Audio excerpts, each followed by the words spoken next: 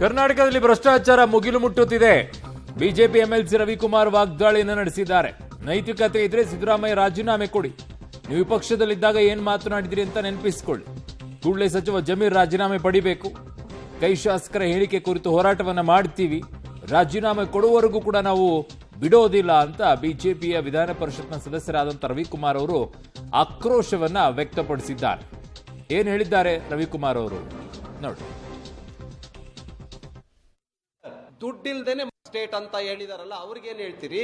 ಹೀಗೆ ಕರ್ನಾಟಕ ರಾಜ್ಯದಲ್ಲಿ ಭ್ರಷ್ಟಾಚಾರ ತಾಂಡವವಾಡ್ತಾ ಇದೆ ಕಾಂಗ್ರೆಸ್ ಸರ್ಕಾರದಲ್ಲಿ.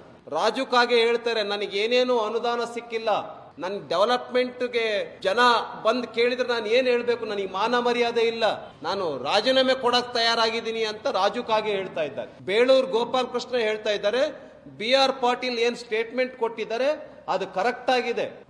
ವಸತಿ ಇಲಾಖೆ ಸಚಿವರಾಗಿರ್ತಕ್ಕಂಥ ಜಮೀರ್ ಅಹಮದ್ ಖಾನ್ ಬಹಳ ಕರಪ್ಟ್ ಮಿನಿಸ್ಟರ್. ದುಡ್ಡಿಲ್ದೇನೆ ಮನೆ ಸಿಗ್ತಾ ಇಲ್ಲ ಬಡವರಿಗೆ. ದುಡ್ಡು ಕೊಟ್ರೇನೆ ಮನೆ. ಮನಿ ಹೈತೋ ಗರ್ ಹೈ.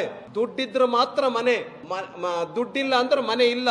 ಇದು ವಸತಿ ಇಲಾಖೆಯ ಪರಿಸ್ಥಿತಿ. ಇದನ್ನ ಅನೇಕ ಜನ MLA ಗಳು ಹೇಳ್ತಾ ಇದ್ದಾರೆ. ನಾನು ಹೇಳ್ತೇನೆ, ಮಾನ್ಯ ಸಿದ್ದರಾಮಯ್ಯ ಮತ್ತು DK ಶಿವಕುಮಾರ್ ಅವರೇ, 40% ಗವರ್ನಮೆಂಟ್ 40% ಕಮಿಷನ್ ಅಂತ ಬಿಜೆಪಿ ಸರ್ಕಾರಕ್ಕೆ ಹೇಳ್ತಾ ಇದ್ರಲ್ಲ, ನಿಮ್ ಸರ್ಕಾರ ಎಷ್ಟು ಪರ್ಸೆಂಟ್, ನಿಮ್ ಸರ್ಕಾರ ಎಷ್ಟು ಪರ್ಸೆಂಟ್ ಕಮಿಷನ್ ತೆಗೆದುಕೊಳ್ತಾ ಇದೆ? ಎಷ್ಟು ದುಡ್ಡು? ನನ್ನ ಸಹೋದ್ಯೋಗಿ ಪೊಲಿಟಿಕಲ್ ಬ್ಯೂರೋದಿಂದ ಶ್ರೀನಿವಾಸ್ ನನ್ನ ಸಂಪರ್ಕಕ್ಕೆ ಸಿಗ್ತಾ ಇದ್ದಾರೆ. ಶ್ರೀನಿವಾಸ್, ಈಗ ಈ ವಿಚಾರದಲ್ಲಿ ನೋಡೋದಾದ್ರೆ ನೀರಿನಿಂದ ಆಚೆ ಬಿದ್ದಿರುವಂತ ಮೀನ್ ಹೆಂಗ್ ಒದ್ದಾಡತ್ತೋ ಹಂಗ ಈ ಕ್ಷೇತ್ರದಲ್ಲಿರುವಂತ ಶಾಸಕರ ಪರಿಸ್ಥಿತಿ ಆಗ್ಬಿಟ್ಟಿದೆ. ಪಾಪ 50,000 ಕೋಟಿ ಗ್ಯಾರಂಟಿಗಳಿಗೆ ಕೊಟ್ಟು ಅಭಿವೃದ್ಧಿಗಳಿಗೆ ಕಾಸೇ ಇಲ್ಲದೆ ಆ ಕಾಸಿನಲ್ಲಿ ಬರಬೇಕಾಗಿರುವಂಥದ್ದು ಒಂದಿಷ್ಟು ಅವರದ್ದು ಅಂತ ಹೇಳ್ಕೊಳ್ಳುವಂಥದ್ದು ಬರ್ತಾ ಇಲ್ಲ. ಹಾಗಾಗಿ ಚಟಪಟ ಅಂತ ಇದೆಯೇನೋ, ಅದಕ್ಕೋಸ್ಕರ ಈ ಹೇಳಿಕೆಗಳು ಆಚೆ ಬರ್ತಾ ಇವೆಯಾ ಅಂತ?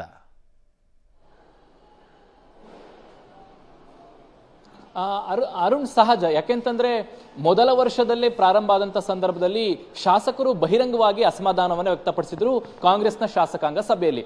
ನಮಗೆ ಅನುದಾನಗಳು ಸಿಗ್ತಿಲ್ಲ, ಕೇವಲ ಗ್ಯಾರಂಟಿ ಅನ್ನುವಂತ ಹೆಸರಿನಲ್ಲಿ ನಮ್ಮ ಕ್ಷೇತ್ರಕ್ಕೆ ಅನುದಾನ ಸಿಗದೆ ಹೋದ್ರೆ ಜನರ ಮುಂದೆ ನಾವು ಹೇಗೆ ಹೋಗ್ಬೇಕು ಅನ್ನುವಂತಹ ಪ್ರಶ್ನೆಯನ್ನು ಕೂಡ ಶಾಸಕಾಂಗ ಸಭೆಯಲ್ಲಿ ಶಾಸಕರು ಮಾಡಿದ್ರು.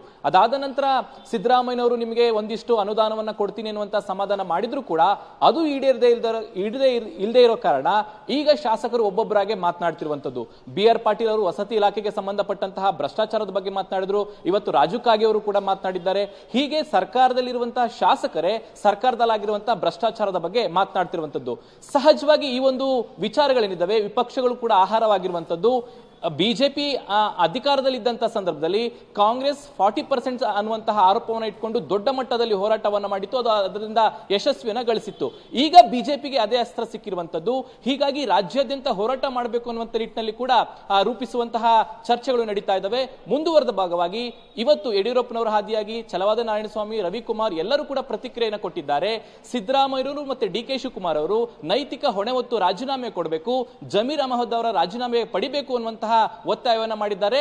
ಜೊತೆಗೆ ರಾಜ್ಯಾದ್ಯಂತ ಹೋರಾಟವನ್ನ ಮಾಡುವಂತಹ ಎಚ್ಚರಿಕೆಯನ್ನು ಕೂಡ ಬಿಜೆಪಿ ನಾಯಕರು ಕೊಟ್ಟಿರುವಂತದ್ದು. ಅರುಣ್. ಓಕೆ ಶ್ರೀನಿವಾಸ್, ನಿಮ್ಮೆಲ್ಲ ಮಾಹಿತಿಗೆ ಧನ್ಯವಾದಗಳು.